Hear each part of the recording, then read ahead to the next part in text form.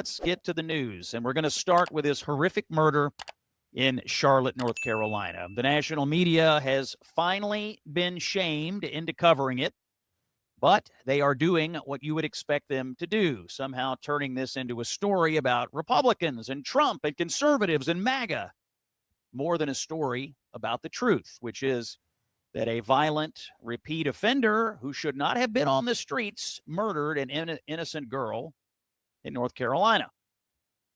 What are the facts? An African-American man named DeCarlos Brown Jr. did the killing here. He's been arrested at least 14 times on charges like felony larceny, armed robbery, assault, and making threats. In 2014, he served a 5-year sentence for armed robbery and was released in 2020, but 5 months later, he was arrested again for allegedly assaulting his sister in her Charlotte home. He had a brush with the law earlier this year. He was not jailed. A magistrate judge of some sort let him go, free to roam.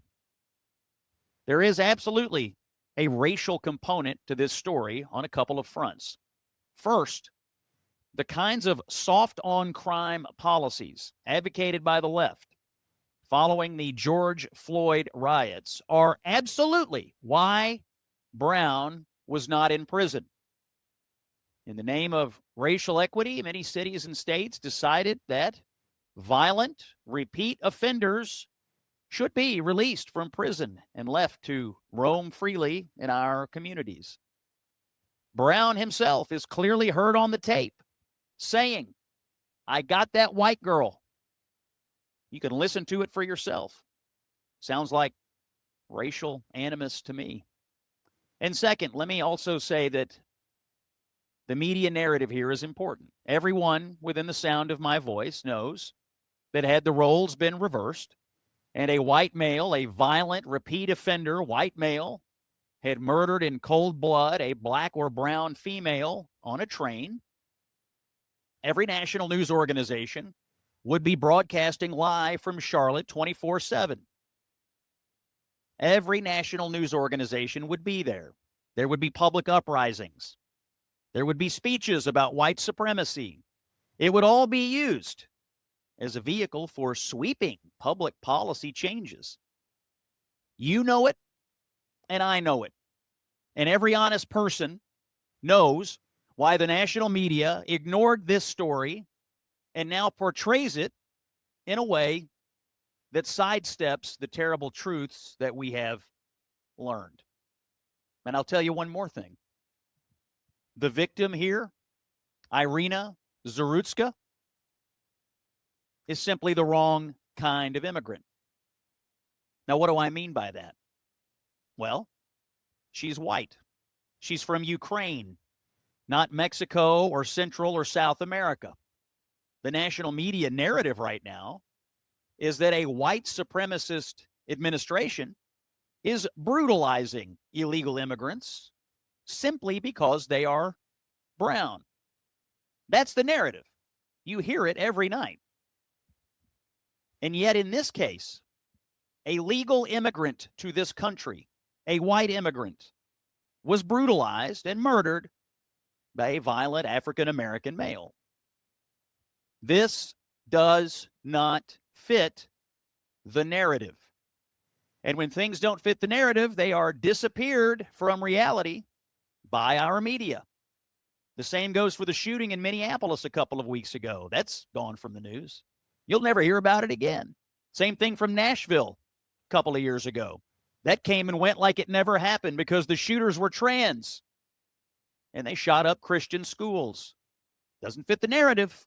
Time to disappear. Unless the criminal and the victim fit the preferred cultural narrative, the story is treated as though it did not happen. Or in the case of North Carolina, when ignoring it is no longer an option, the narrative always becomes, isn't it terrible that conservatives noticed something that happened? When a story doesn't fit the narrative, the pivot is, well, Republicans, they did a bad thing here by noticing, don't you know? The radicalism must be preserved at all costs.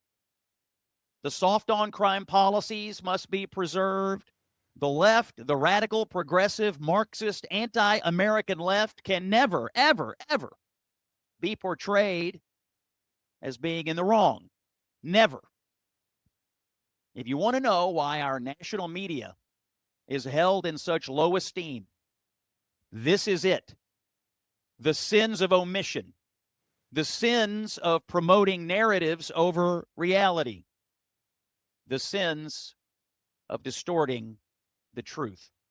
But in this era, the era of video cameras being ubiquitous in our society, and all of us having access to social media, it has gotten nearly impossible for the media to get away with this any longer.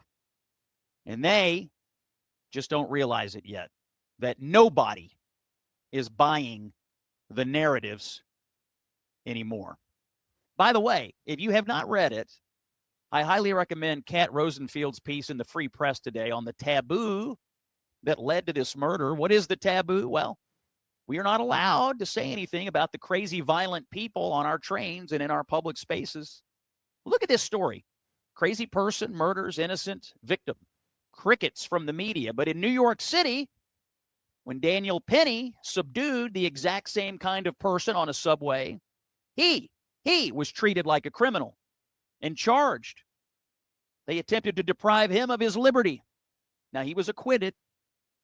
But look at the societal imbalance. We look away from those who should be locked away for fear of being called racist or insensitive. We ignore their victims, but we persecute anyone brave enough to protect their fellow citizens. It's disgusting.